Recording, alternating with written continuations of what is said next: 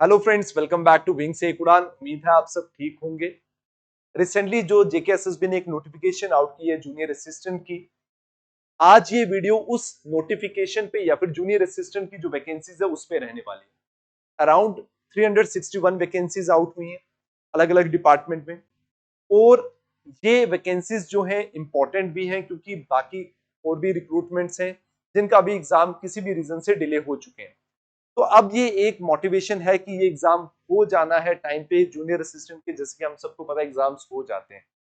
तो ये इंपॉर्टेंट भी है वीडियो, खास करके उन स्टूडेंट्स के लिए जो फर्स्ट टाइम गवर्नमेंट जॉब की प्रिपरेशन करना स्टार्ट कर रहे हैं या फिर जो अभी ग्रेजुएट होने वाले हैं और आगे सोच रहे हैं कि एग्जाम्स की प्रिपरेशन करनी है, उनके लिए भी ये वीडियो इंपॉर्टेंट है। और वो स्टूडेंट्स जो प्राइवेट सेक्टर में है और अब सोच रहे हैं गवर्नमेंट जॉब्स में अपना गवर्नमेंट किसी जॉब में क्वालिफाई करने के लिए, उन स्टूडेंट्स के लिए भी ये इंपॉर्टेंट है। तो आज की वीडियो में हम डिस्कस करेंगे जूनियर असिस्टेंट के लास्ट 5 ईयर के जो पेपर्स हैं पीवाईक्यूज, उनका एनालिसिस करेंगे। आज हम पेपर डिस्कस नहीं करेंगे बट उनका एनालिसिस करेंगे। एनालिसिस का मतलब ये हुआ कि हम ये देखेंगे कि सब्जेक्ट में से कितने क्वेश्चंस और उन सब्जेक्ट में से कौन कौन से चैप्टर से कितने कितने क्वेश्चंस आए लास्ट के कुछ पीवाईक्यूज में जूनियर असिस्टेंट के एग्जाम्स में।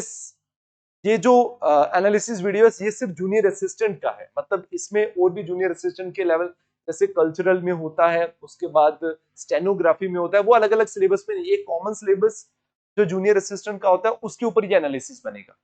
और आज हम डिस्कस करेंगे यहाँ पे 40 क्वेश्चंस के, जो 40 मार्क्स के जो क्वेश्चंस हैं उनका हम डिस्कशन करेंगे। जैसे मैं बोलूं कि आपको पता है जो इस एग्जाम की प्रिपरेशन कर रहे हैं, जीएस का कंपोनेंट रहता है,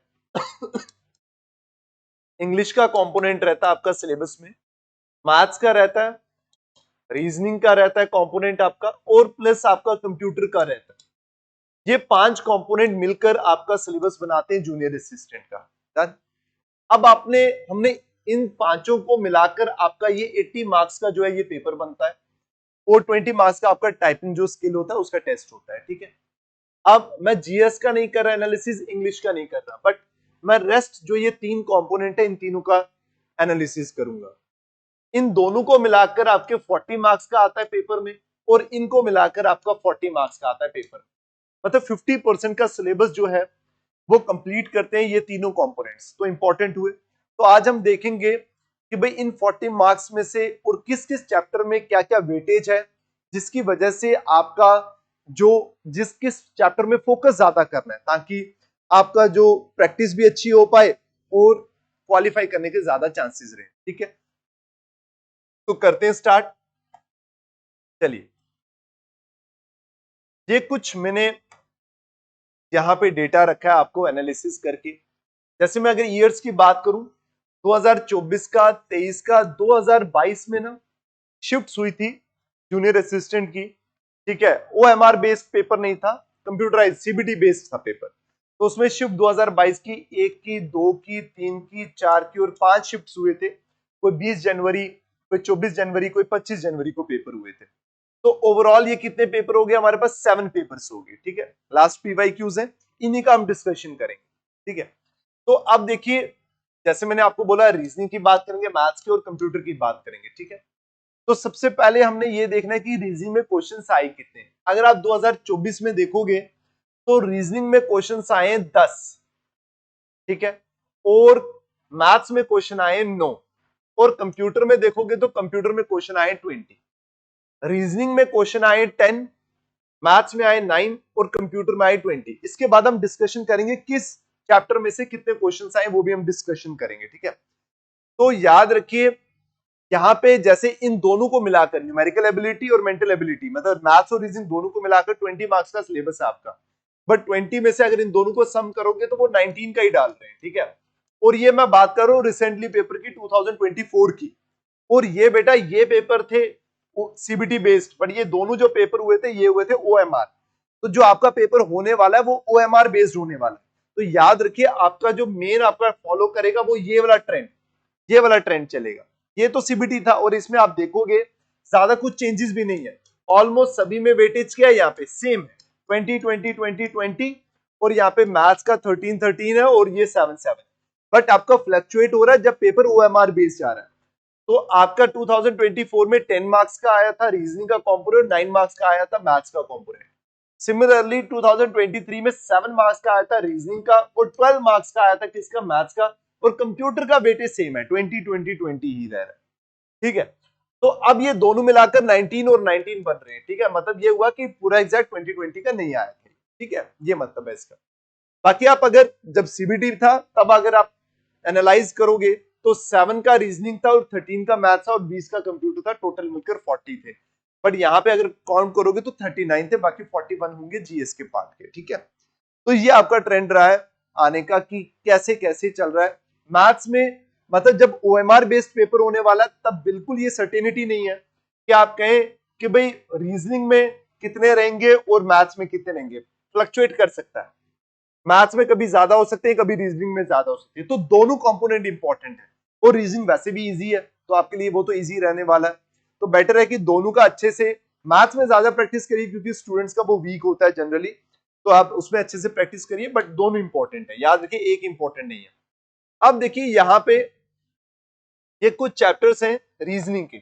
पहले हम डिस्कस करेंगे रीजनिंग का कंपोनेंट। डन। रीजनिंग के कंपोनेंट में हम ये डिस्कस करेंगे कि किस चैप्टर से कितने क्वेश्चंस आए। अगर आप सिलेबस देखोगे तो सिलेबस आपको रीजनिंग का दिख जाएगा, जो एक्चुअल में जूनियर असिस्टेंट का सिलेबस रहता है। इस बार जो नोटिफिकेशन निकली है उसमें सिलेबस नहीं आया हुआ, ठीक है। 20 अक्टूबर से डेट स्टार्ट हो रही है आपकी फॉर्म फिलिंग की, आप वो भर सकते हैं। इनफैक्ट जितने भी स्टूडेंट्स कर रहे हैं उसकी प्रिपरेशन करिए जूनियर असिस्टेंट का, क्योंकि पेपर होने के चांसेस ज्यादा होते हैं, ज्यादा प्रोबेबिलिटी होती है कंपैरेटिवली अदर्स पेपर, ठीक है। तो जूनियर असिस्टेंट के चांसेस ज्यादा होते हैं। तो आप फॉर्म फिल करें, 20 को स्टार्ट होना है डेट, आप फॉर्म फिल करिए। अपने से प्रिपरेशन जो आप कर रहे हैं ऑलरेडी, कुछ अलग से प्रिपेयर नहीं करना, करिए। और अगर आपने सीखना भी है तो टाइपिंग सीखना है आपने, एक्स्ट्रा और कुछ नहीं, ठीक है।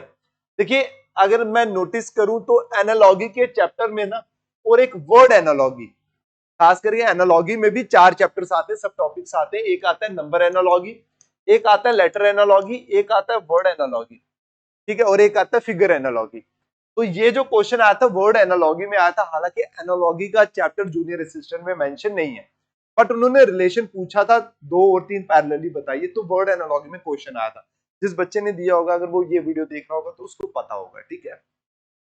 तो एनालॉजी अगर चैप्टर की बात करें 2024 जो लास्ट ईयर था उसमें कोई एनालॉजी से नहीं आया था, उससे पहले भी किसी में भी नहीं आया, लेकिन 2023 में एक क्वेश्चन आया था एनालॉजी का, ठीक है। तो थोड़ा बहुत आप नजर मार सकते हैं, देख सकते हैं कि एनालॉजी होता क्या है, कैसे सॉल्व होते हैं, ताकि अगर इनकेस आ जाए क्वेश्चन अचानक से तो आप उसको सॉल्व कर पाए, ठीक है। ब्लड रिलेशन आपको पता है, ब्लड रिलेशन वैसे भी बड़ा इंपॉर्टेंट चैप्टर है और ब्लड रिलेशन में पॉइंटिंग इंपॉर्टेंट है सबसे ज्यादा, और पॉइंटिंग में ही जनरली क्वेश्चंस देखने को मिलते भी हैं, ठीक है। 3 क्वेश्चंस आए हैं ब्लड रिलेशन के 2024 में, बहुत इंपॉर्टेंट।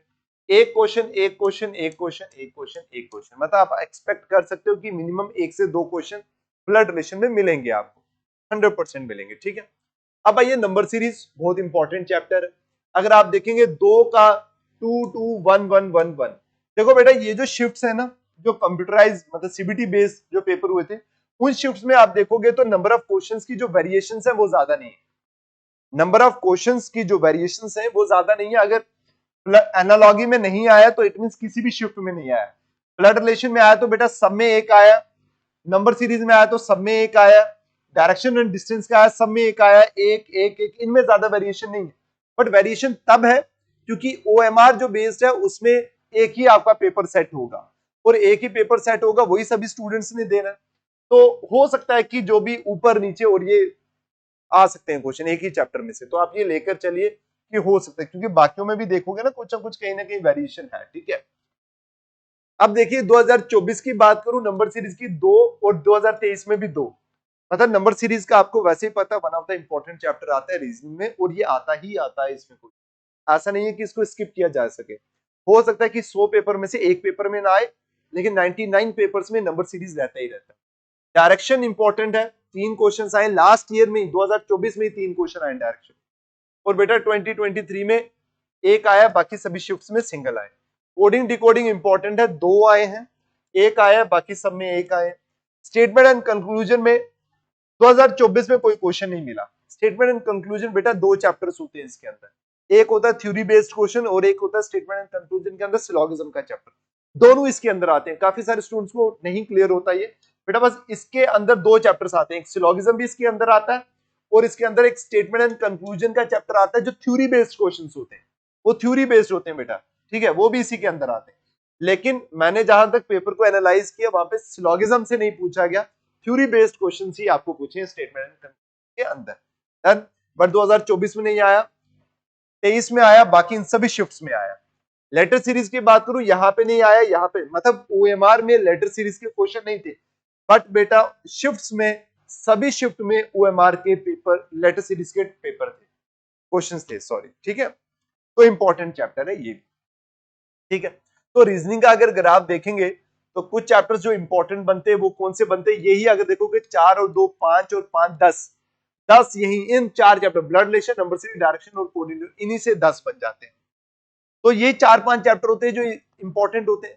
तो इसीलिए सबसे पहले आपने इंपॉर्टेंट चैप्टर कौन से 5 जो होते हैं रीजनिंग के, जैसे एक हो गया blood relation, number series, direction distance, coding decoding और बेटा एक ऐड कर लो लेटर सीरीज। ये 5 चैप्टर बड़े इंपॉर्टेंट है। इन्हीं किसी भी एग्जाम में जहां पे रीजनिंग है, इन 5 चैप्टर से मिनिमम आपको 7 to 8 क्वेश्चंस मिलेंगे किसी भी एग्जाम में, तो इंपॉर्टेंट है। यहां से ये हम ऑब्जर्व या फिर एनालाइज कर सकते हैं। और यहां से अगर बात करें 1 2 4 5 6 7 क्वेश्चन तो इंपॉर्टेंट है, ये भी सेम, ठीक है। तो रीजनिंग में याद रखिए जो पहले 5 चैप्टर इनको बहुत अच्छे से आपने पढ़ना, ठीक है। तो मैं सोच रहा हूं कि आप मुझे कमेंट में ये बताएंगे कि क्या मैं जो प्रीवियस ईयर क्वेश्चंस हैं मतलब 1 by 1 पेपर को सॉल्व करवाऊं, इन तीनों कंपोनेंट को, रीजनिंग को भी, मैथ्स को भी, कंप्यूटर को भी। अगर आप कमेंट करेंगे, बोलेंगे कि हाँ करवाओ, आपको हेल्प होगा, तो डेफिनेटली मैं करवाऊंगा, ठीक है। अदरवाइज मैं वैसे भी सोच रहा हूं कि मैं करवाऊं ताकि उन स्टूडेंट्स को हेल्प हो जाए जो फर्स्ट टाइम इसको पढ़ रहे हैं और जो फर्स्ट टाइम जेकेएसएसबी की प्रिपरेशन कर रहे हैं, उनके लिए इंपॉर्टेंट। बाकी सबके लिए तो चलो रीजनिंग सब लाइट लेते हैं, इतना उनको नहीं लगता और होती भी इजी है कंपैरेटिवली बाकी सब्जेक्ट से, ठीक है। अब आ जाइए मैथ्स में। अगर हम मैथ्स की, मैथमेटिक्स की बात करें तो बेटा मैथमेटिक्स में क्या रहता है, मैथमेटिक्स में आपको पता है कुछ 8-9 चैप्टर्स हैं जो बहुत इंपॉर्टेंट है। एक परसेंटेज बड़ा इंपॉर्टेंट है, रेशो, एवरेज, उसके बाद मैं बात करूं profit loss, time work, speed time distance भी इंपॉर्टेंट है, ये भी इंपॉर्टेंट है। डिस्काउंट, चलो डिस्काउंट को आप ले सकते हो, अलग से भी चैप्टर ले सकते हो, प्रॉफिट लॉस के अंदर भी ले सकते हो, ठीक है। और पाइप्स एंड सिस्टम को आप टाइम एंड वर्क के अंदर भी ले सकते हो या फिर सेपरेट भी मान सकते हो, ठीक है। तो इंपॉर्टेंट जो चैप्टर है वो क्या है, बेसिक मैथ्स का, अरिथमेटिक मैथ्स का, परसेंटेज, रेशियो, प्रोपोर्शन, एवरेज हो गया, स्पीड टाइम डिस्टेंस हो गया, उसके बाद प्रॉफिट लॉस हो गया, टाइम एंड वर्क हो गया। ये 5-6 चैप्टर बहुत इंपॉर्टेंट है। अगर आप स्टार्ट करते हैं बेटा परसेंटेज से, जिन स्टूडेंट्स का मैथ्स वीक है अगर वो परसेंटेज से स्टार्ट कर रहे हैं, सबसे पहले स्टार्ट भी परसेंटेज से करना चाहिए क्योंकि परसेंटेज बड़ा बेसिक है। इसकी अगर आपको परसेंटेज समझ आ गया ना तो बाकियों में थोड़ी सी इजी हो जाती है, कैलकुलेशन करना, इक्वेशन को क्रिएट करना, अंडरस्टैंड करना थोड़ा सा कंपैरेटिवली इजी रहता है बेटा, तो बड़ा इंपॉर्टेंट है। चलिए जी देखते हैं क्या क्या आया इसमें क्वेश्चन। 2024 बेटा ये ओएमआर, बार बार लिख रहा हूं, 2024 और 2023 दोनों ओएमआर है, और ये जो थे ये 2022 के जो थे ये शिफ्ट में मतलब सीबीटी हुए थे ये, ठीक है। परसेंटेज एक क्वेश्चन आया था, एवरेज का 3 क्वेश्चन आया था, नंबर सिस्टम के 2 क्वेश्चन आए थे, प्रॉफिट एंड लॉस के 3 आए थे, 3 3 6 और 2 8 और 1 9 क्वेश्चन आए थे आपको इसके, ठीक है, इतने ही है, ठीक है, ये आ गया आपको, ठीक है। 9 क्वेश्चन आए थे, इंपॉर्टेंट था ये क्योंकि इस टाइम 2024 में रीजनिंग से 10 क्वेश्चन आए, 10 और 9 19 क्वेश्चन, मैंने आपको बताया 19 क्वेश्चन आए थे, तो इंपॉर्टेंट है ये। 2023 में देखोगे 2 percentage, 2 ratio, 3 average, 1 number system, 1 speed time distance और 1 टाइम एंड वर्क। वही जो इंपॉर्टेंट है, ये इंपॉर्टेंट, ये इंपॉर्टेंट, ये इंपॉर्टेंट, बहुत इंपॉर्टेंट। और नंबर सिस्टम में भी देखोगे आपको मिलेंगे क्वेश्चन, ठीक है। ये इंपॉर्टेंट चैप्टर है, पहले फोकस इन्हीं पे करना, इन पे कर लेना, प्रैक्टिस भी इन पे करना। अगर इनके बाद में टाइम नहीं भी मिलता तो एटलीस्ट आपको इन पे प्रैक्टिस होगी तो हो सकता है कि वहां पे आप पूरा स्कोर कर पाए, ठीक है। तो इंपॉर्टेंट है। बाकी शिफ्ट्स में अगर आप ऑब्जर्व करोगे क्या आ गया, 2 3 1 1 और 2 वेरी कर रहा है, रेशियो से 1 3 3 2 1, उसके बाद 2, ये सारे कंप्लीट 2, ये 2 3 और 2, फिर 1 1, उसमें 1 2 में प्रॉफिट एंड लॉस में नहीं आया था, टाइम एंड वर्क में 2 हो गया, 1 2 1, और ये आ गया 0 1 0 1। तो मतलब वैरी कर रहा है, लेकिन ऑलमोस्ट अगर मैं कहूं तो हम ये बोल सकते हैं कि इन्होंने हर चैप्टर को टच किया हो। ऐसा नहीं है कि कंप्लीटली किसी चैप्टर को स्किप कर दिया। अब यहाँ पे 2024 में स्पीड टाइम डिस्टेंस को स्किप कर दिया, डिस्काउंट को कर दिया, टाइम एंड वर्क को कर दिया, इसको कर दिया, बट जरूरी नहीं। यहाँ पे देखोगे ये इन्होंने यहाँ पे डाला हुआ है, यहाँ पे डाला हुआ है, ये दोनों यहाँ पे भी डाला हुआ है, ये 3 इन्होंने स्किप किए 2023 में डाले हैं, बट 2024 में स्किप कर दी, बट जरूरी नहीं बेटा, ये हो सकता है कि आपको 2025 में डाल दे। तो याद रखिए इंपॉर्टेंट है ये चैप्टर्स, कुछ आपको करने हैं। और अगर आप मैथ्स करते हैं, वैसे भी मैथ्स का बहुत सभी स्टूडेंट्स को क्या होता है, फोबिया रहता है कि यार टफ है जो भी है ना, बट आप स्टार्ट करेंगे स्टेप बाय स्टेप, अगर परसेंटेज से पढ़ना स्टार्ट करेंगे, आहिस्ता आहिस्ता आपको अंडरस्टैंडिंग बढ़ेगी बढ़ेगी बढ़ेगी, फिर आपको प्रॉब्लम नहीं आएगी। लेकिन अगर आप डायरेक्ट सोचोगे यार ये मैथ्स स्टार्टिंग से नहीं आता, एक डर है, तो बेटा फिर आगे भी नहीं आएगा।